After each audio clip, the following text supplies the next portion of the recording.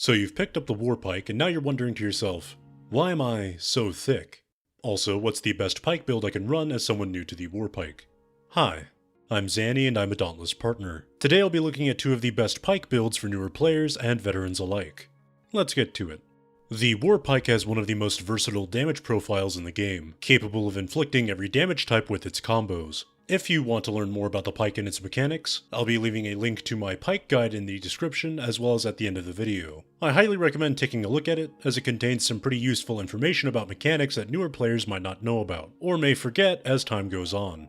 The first build we'll be looking at is designed for newer players and doesn't require the use of cells to stay strong. The Ember Pike is a strong choice for new players due to its useful cell slots and wound-based unique effect. Wounds cause you and your teammates to deal increased part damage against that limb. You can tell if a limb is wounded based on the glowing cuts and blue smoke rising from that part.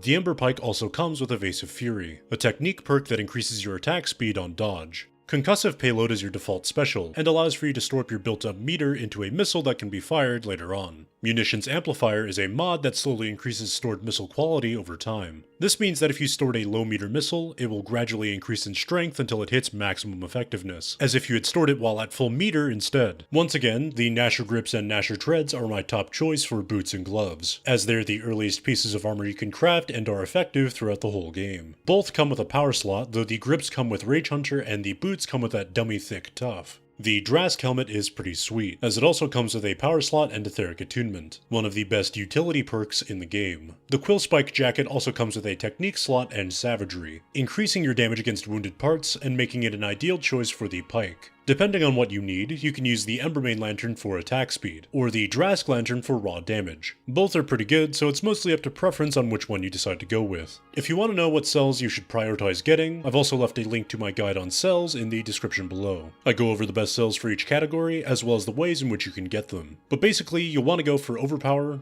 Rage Hunter, and Savagery for this particular build. Overpower increases your damage dealt against staggered behemoths, Rage Hunter increases your damage against enraged behemoths, and Savagery increases your damage against wounded parts. All three cells are great for this build and play off each other really well. If you end up fighting against a Blaze Behemoth, I've made an alternative build down in the description for those situations. The next build we'll be looking at is for players who've made it to the endgame and are looking for builds capable of clearing hunts extremely fast. My weapon of choice is going to be the Inferno's Arrow due to its dummy strong unique effect, causing us to deal massive hits whenever it procs. It also comes with 2 power slots and Overpower, the best damage perk in the game. I'll be using Savage Wellspring, which is a pike special that replaces our missile shot with a buff that increases our crit chance. This is going to replace Cunning in our build, and should be used whenever you have a good opening to deal high amounts of damage. Lightweight Shaft is a good quality of life mod that allows for us to pike charge without consuming stamina, and makes the charge attack always critically strike. My choice in gear is pretty heavily varied and allows for us to get 6+6 perks with ease. Depending on your needs, you can either run the Drask Lantern for more raw damage, or the Embermane Lantern for more attack speed. For my cells, Overpower offers some nut-worthy damage whenever you break a part or stagger a behemoth, making it a very strong choice for general use. Rage Hunter is free damage and is used in pretty much all of my builds just because of how useful it is. Predator is also more damage under the condition that you don't get hit, and its effectiveness is highly dependent on your skill level and comfort with the pike.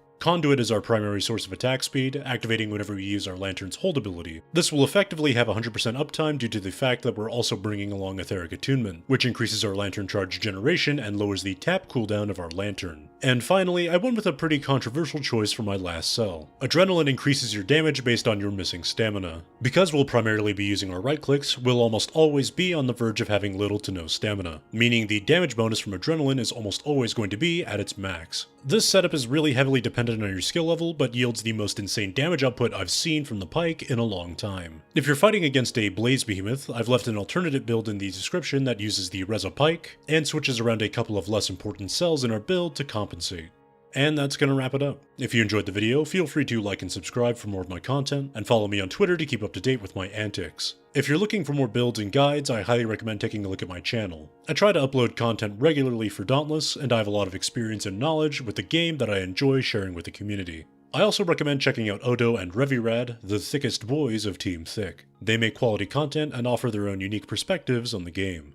Otherwise, I hope you have a great day. And take care, and I'll see you soon.